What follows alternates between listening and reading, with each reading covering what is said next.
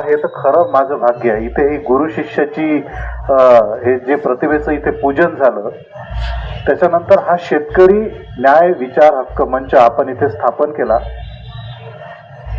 पहिला मुद्दा येतो की शेतकरी न्याय विचार हक्क मंच स्थापन का करावा लागतो.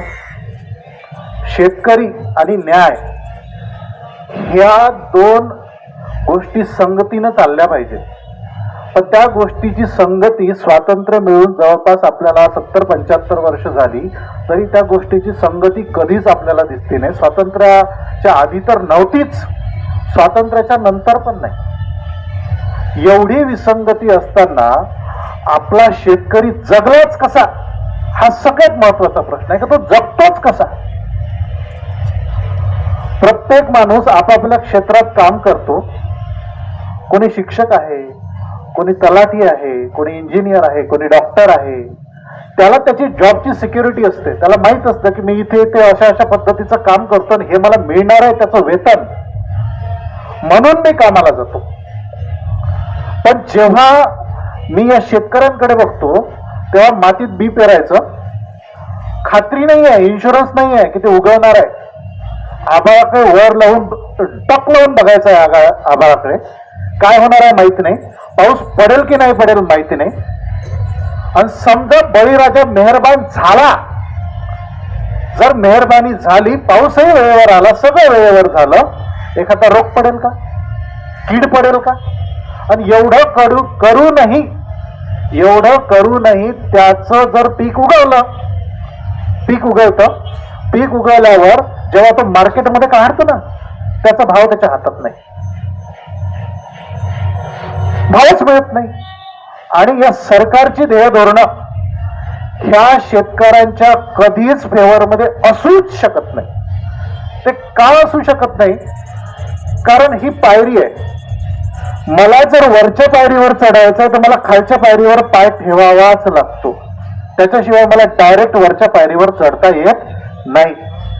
याला अर्थकारणाच्या भाषेत किंवा जागतिक अर्थव्यवस्थेच्या भाषेत जर म्हटलं ना, हे सरकार जे तुम्हाला अनुदान घोषित करतं किंवा एखाद्या विषयाची सबसिडी दिल्या जाते किंवा शेतकऱ्यांना मोफत धान्य वाटप केलं जातं दुष्काळाच्या वेळेस, त्याचे सगळे ऑडिट, त्याचे सगळे हिशोब इंटरनॅशनल मार्केटमध्ये अमेरिकेसारख्या किंवा ज्या मोठ्या बड्या ज्या अर्थव्यवस्था या देशामध्ये आहेत, या जगावर जे राज्य करतात त्यांच्या ठरलेल्या पॉलिसीज आहेत. ते तुम्हाला फ्री वीज देत नाही, ते म्हणतात नाही द्यायचं, कारण तुम्हाला फ्री मध्ये मिळालं, तुम्हाला काय किंमत. ही किंमत तुम्हाला कळली पाहिजे.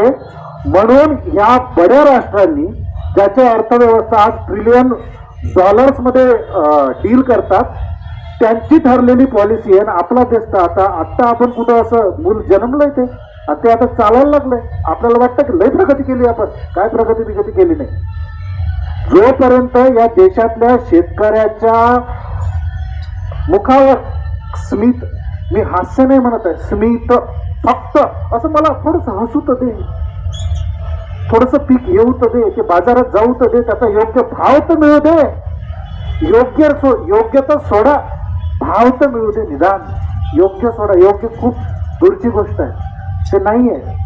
कॉटन वाढलं ना, हे खूप साधी गोष्ट आहे की तुमचं कॉटन वाढलं. जे मी खादीचं शर्ट घालतो ना, 3000चं 4000चं मिळेल मार्केटला, आजही त्याची किंमत जवळपास 1000-1200च्या घरात असते, ती पण सेमी खादी असते, कॉटन नसतं प्युअर. ज्या देशामध्ये शेतकऱ्याला राजा म्हटलं जातं, त्या राजाची ही अवस्था. आणि शेतकरी विचार हक्क मंच स्थापन करण्याची गरज का पडते की शेतकरी आणि न्याय ह्या दोन गोष्टी कधीच या देशात संगतीनं चालल्या नाही. आता दादांनी इथे त्यांनी जेव्हा म्हटलं की माझ्या शेतकऱ्याच्या देठाला हात लागता कामा नये, ही महाराजांची पॉलिसी होती. एक महाराजांचा सुंदर प्रसंग आहे की शासक किंवा सरकार कसं असलं पाहिजे. तुम्हाला इतिहासातला एक फेमस प्रसंग माहिती आहे, प्रत्येकाला माहिती आहे, इतिहास सगळ्यांना माहित असतो. मी पुन्हा इतिहास सांगणार नाही, इतिहास सांगायला आलो सुद्धा नाही. त्या इतिहासाचा या माणसाचा काय कनेक्ट आहे हे जरूर सांगायला आलो. पन्हाळ्यावर जेव्हा त्या सिद्धी आक्रमण चालू होतं आणि सिद्धी जवळ महाराजांना कैद करायला आला की या माणसाला कैद करायचं आणि इथं स्वराज्य सगळं संपुष्टात आणायचं. जेव्हा सिद्धी जवळ महाराजांना कैद करायला येत होता तेव्हा महाराज महाराष्ट्रामध्ये होते कुठेतरी. तेव्हा महाराजांना जाणीव होती की हा सुजलाम सुफलाम महाराष्ट्र हा सिद्धीजवळ आलाय उद्ध्वस्त करायला. आता पुढे श्वास रोखून ऐका. हा आला माझा महाराष्ट्र उद्ध्वस्त करायला आला, पण माझा महाराष्ट्र संपन्न नाहीये ना, तो विपन्न अवस्थेत आहे ना. शेतकऱ्याच्या अंगावर भर कपडे नाही. आपण महात्मा गांधींची स्वातंत्र्याच्या काळातली चित्र पाहतो, त्या माणसानं फक्त ते आपलं खालचं धोतर घातलेलं होतं, वरचं सगळं टाकलेलं होतं. हा माणूस त्यावेळेस शिवराय विचार करत होते की हा सिद्धीजवळ आलाय, हा महाराष्ट्राची धूळदान करायला आलाय, बेचिराख महाराष्ट्र करायला आलाय. मला तो बेचिराख होऊ द्यायचा नाहीये. आणि काय बेचिराख होऊ द्यायचा नाहीये तर हा येणार माझ्या शेतकऱ्यांचं फुललेलं शिवार बेचिराख करणार. थांबू का जरा, येत आहे का ऐकू? हो येत आहे.